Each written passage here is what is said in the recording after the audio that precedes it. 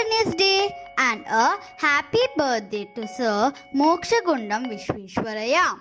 He was India's greatest civil engineer. He was alive from 1860 to 1962.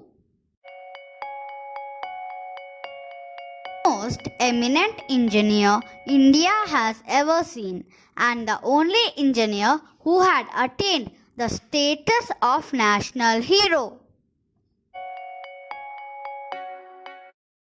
Because he fought for the country, but his work and vision has uplifted Indians and industrialization.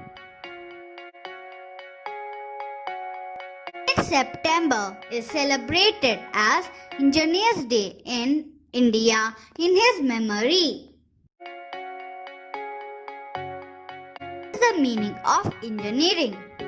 The word engineering comes from two Latin words, ingenium meaning cleverness and engineer meaning to design or devise. Types of engineering.